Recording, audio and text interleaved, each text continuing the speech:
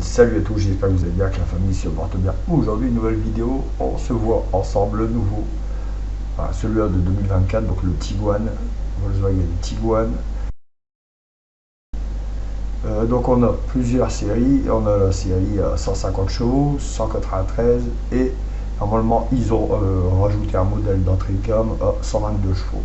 Donc c'est le modèle Airline, voilà, c'est le modèle sportif. On a le 1,5 litre, le 2 litres.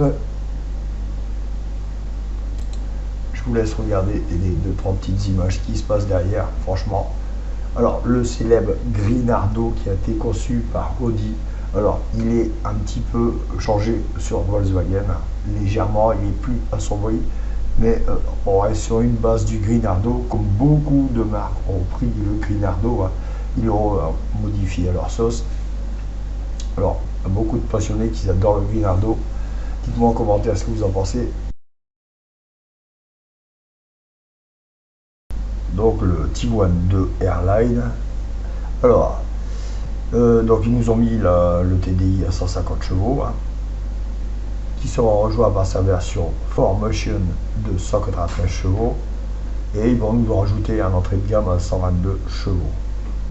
C'est plutôt pas mal, au moins ça laisse plus de personnes accéder, mais on reste quand même sur 20% des commandes en France, que 20%, c'est pas foufou. Donc on est sur des jantes en 20 pouces. La face avant est plutôt bien améliorée. Bon, on rapproche encore vachement du Audi avec la calandre en treillis. Mais après c'est le même groupe, c'est un peu normal. En termes de conso, on est entre 6 et 8 litres au 100. Selon les modèles évidemment. Avec une boîte manuelle DSG7. C'est plutôt une bonne boîte en temps normal. On est sur des entrées de gamme à 48 000. Donc ça va être le 122 chevaux qui sera à 48 000 et on va aller jusque 60 000. Alors voilà, après c'est un SUV Volkswagen, c'est un peu dans les prix. Je me suis trompé sur une petite information, c'est pas le Tiguan 2, c'est le Tiguan 3. Le 2 il était avant. J'ai mal fait mes calculs. Donc là on voit un peu l'intérieur. Moi je le trouve magnifique, il est pas mal. Bon, là au niveau du tableau de bord, du e-cockpit, il y a mieux. La console centrale elle est belle, mais il n'y a rien de fou. L'intérieur est moyen. Franchement un peu déçu. On est sur un coffre de 652 litres quand même, c'est plutôt pas mal. On peut aller jusqu'à 1650 litres une fois la banquette rabattue. Donc on leur voit le 2 litres, il est à 51 800. Et si on veut rajouter, il faut encore recouvrir aux options pour arriver à un équilibre ultra complet. Voilà, on est avec les ajouts. Les options, on est à 57 460, donc c'est un peu ce que je vous avais dit tout à l'heure, entre 50 et 60 000, selon le modèle que vous voulez et les options que vous choisissez. Et on est sur un malus de 898 à 2544 euros selon la dotation. Évidemment. Donc les stats, donc ils ont fait une petite enquête. Donc ce qui est aimé sur ce véhicule, le confort excellent, habilité et modularité donc à la conduite, et puis voilà, pas mal. Dotation en équipement, on aime. Par contre, les regrets, moteur, le son du moteur il est dégueulasse, présentation intérieure moyenne, tarif élevé. C'est normal. On va un peu plus en détail ce qui se passe à l'intérieur. Donc en longueur on a 4,54, ce qui est relativement correct pour un SUV. 4 cylindres diesel turbo, cylindrée 1968 cm3, 150 chevaux sur ce modèle là. Boîte de vitesse robotisée à double embrayage, c'est la DSG7. Vitesse maximale 200 km/h, 207 km/h, limité électroniquement.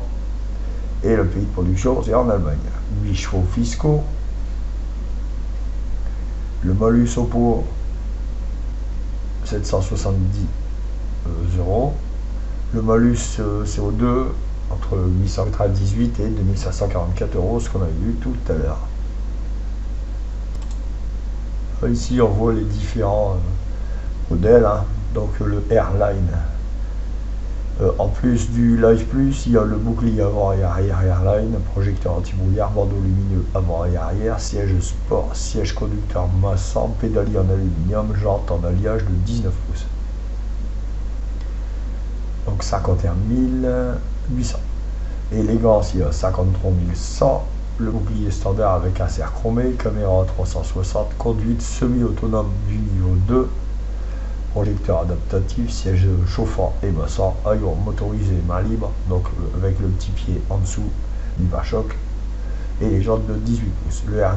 Le Airline exclusive, en plus d'élégance, bouclier avant et arrière Airline, écran central tactile de 15 pouces, système audio Harman Kardon, jantes 19 pouces alliage, siège électrique chauffant, ventilé et massant. Alors le top et la sellerie en cuir.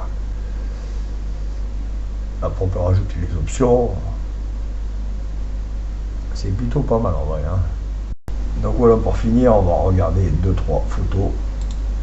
La face avant, pas mal. Sur le côté, il est pas mal non plus, hein. Bon, il reste un peu de version sur les anciennes, hein. Il y a beaucoup d'évolutions, mais ça reste des petites évolutions. La calandre, je trouve vraiment pas mal. Ouais, il est beau en vrai. Il est beau. On voit toujours le capot un peu golf, hein. Ah, il est pas mal. Il n'est pas très grand, plus ça va. En vrai, ça va, hein. Dites-moi ce que vous en pensez en commentaire. L'intérieur, il est simple, mais il est efficace, il est propre.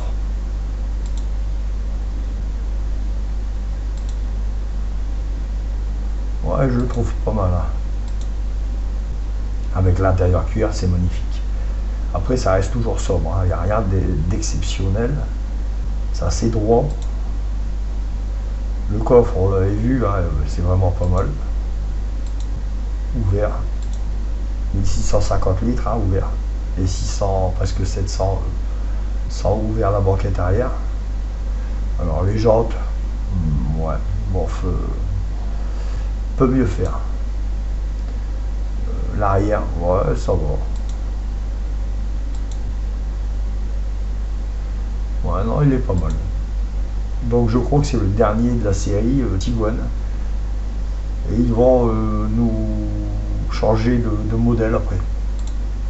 Ça sera plus Tiguan. Voilà. Donc j'espère que ça vous a plu. Lâchez un max de pouces et dites en commentaire ce que vous en pensez. Allez, salut!